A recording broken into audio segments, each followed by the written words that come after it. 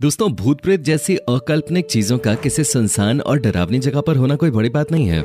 हम अक्सर इस तरह की कहानियां सुनते आ रहे हैं, लेकिन तब क्या हो जब मंदिर जैसी जगहों पर ऐसी ऐसी रहस्यमयी बातें निकलकर सामने आने लगे जिनके बारे में सुनकर किसी के भी होश उड़ जाएं।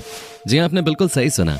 आज के इस वीडियो में हम आपको ऐसी रहस्यमयी बातें बताने वाले हैं जिसे सुनने के बाद आप ये मानने पे मजबूर हो जाएंगे कि वाकई में भगवान है।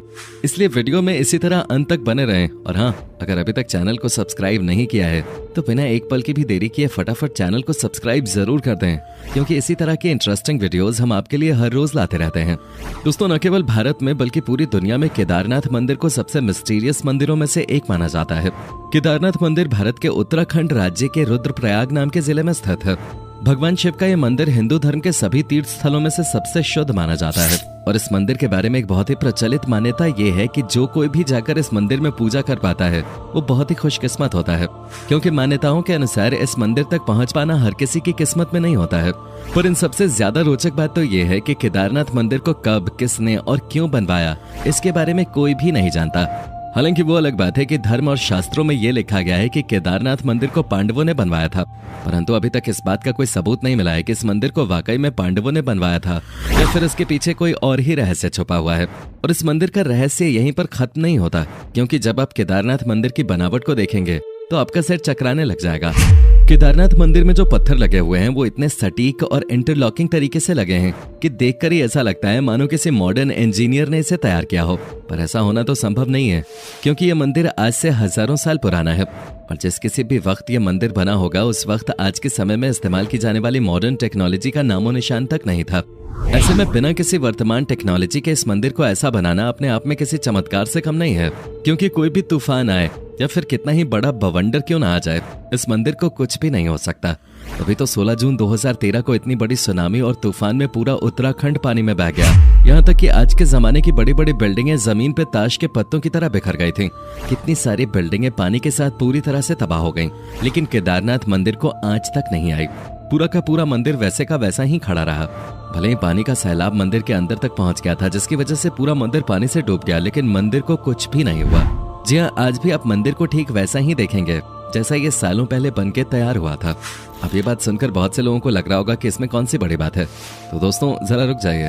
अब हम आपको जो बताने वाले हैं उसे सुनने के बाद आपके रोंगटे खड़े हो जाएंगे, क्योंकि उस वक्त बाढ़ के समय हर तरफ सिर्फ और सिर्फ पानी दिखाई दे रहा था। तभी उस बारिश में जब बहुत सारा पानी हो गया था, पीछे से एक बहुत बड़ा पत्थर पहाड़ से निकल कर आया और केदारनाथ मंदिर के जस्ट पीछे रुककर उसने पानी की धारा को दो भागों में कर दिया। यानी कि पानी की तेज धार जो डायरेक्ट मंदिर को तबाह करने के लिए आगे बढ़ रही थी, उसे इस विशालकाय पत्थर ने बहुत ही चमत्कारिक तरीके से दो भागों में बांट दिया, जिसकी वजह से मंदिर पूरी तरह सुरक्षित हो गया।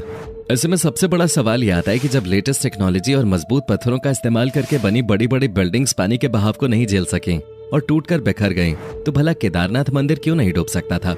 अब आप इसे कुछ भी कहें, लेकिन जब सारी बिल्डिंग्स टूटकर बिखर रही थीं, तो एक विशालकाय पत्थर ने मंदिर को सुरक्षित रखने का काम किया। इस घटना के बाद लोगों को यह एहसास हुआ कि सच में जिस केदारनाथ मंदिर की पूजा करने के लिए लोग मीलों की दूरी तय करके आते हैं, वो वाकई में कितना रहस्यमयी और चमत्कारिक है। और शायद यही कारण है कि केदारनाथ मंदिर को भारत के सबसे पवित्र और रहस्यमय मंदिर के तौर पर जाना जाता है। अब जो लोग केदारनाथ के दर्शन करने के लिए गए होंगे उन्हें ये तो पता होगा कि वहाँ पर एक कुंड है जिसका नाम रेतस कुंड है।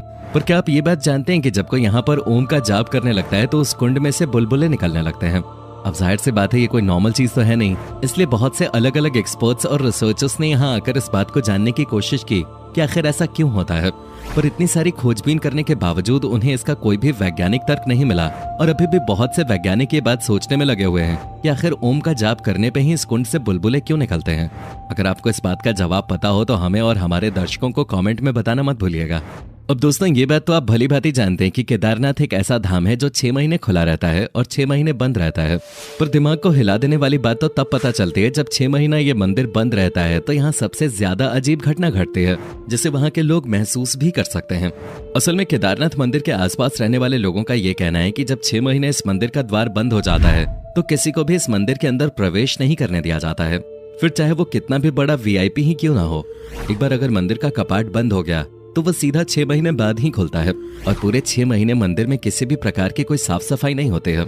यहाँ तक कि मंदिर के अंदर जो दीपक जलाने का काम होता है वो भी कोई पंडित जाकर नहीं करता, यानी कि मंदिर के अंदर का पूरा प्रवेश बंद कर दिया जाता है और सिवाय उस मंदिर के अंदर भगवान भोले के और कोई नहीं होता।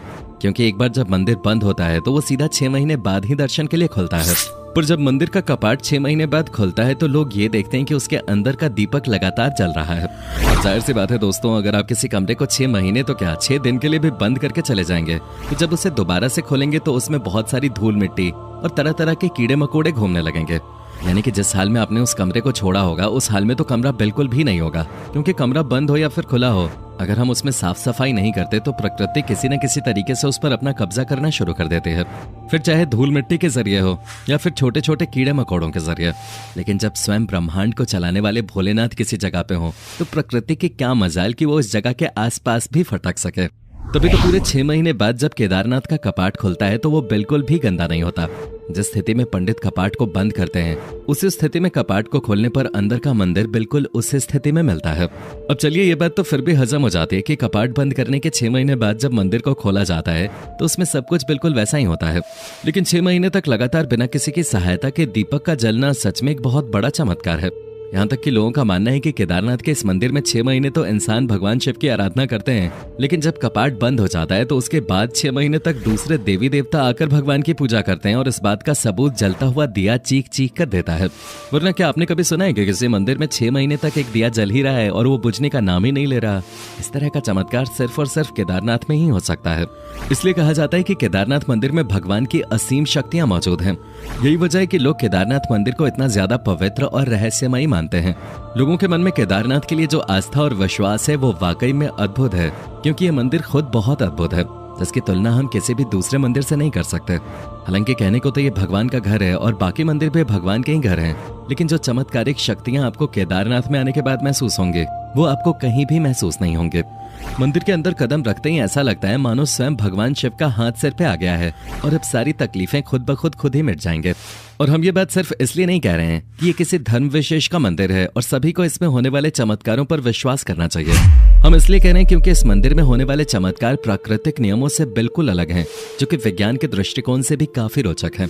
अब आप किसी भी धर्म से क्यों न ताल्लुक रखते हैं, लेकिन अगर आप विज्ञान को मानते हैं तो एक बार इस मंदिर में जाकर यहाँ होने वाले चमत्कारों को जरूर महसूस करिएगा, जिसके बाद आपको ये समझ में आ जाएगा कि इस दुनिया में कुछ ऐसी भी चीजें हैं जिनका विज्ञान से कोई लेना देना नहीं है, वो सिर्फ और सिर्फ चमत्कार पर चलते हैं। बाकी आप केदारनाथ मंदिर में होने वाले चमत्कारों पर कितना विश्वास करते हैं इसके बारे में हमें कमेंट में जरूर बताइएगा। और इसी तरह के रोमांचक वीडियोस को लगातार देखते रहने के लिए चैनल को लाइक, शेयर और सब्सक्राइब करना बिल्कुल भी ना भूलें। धन्यवाद।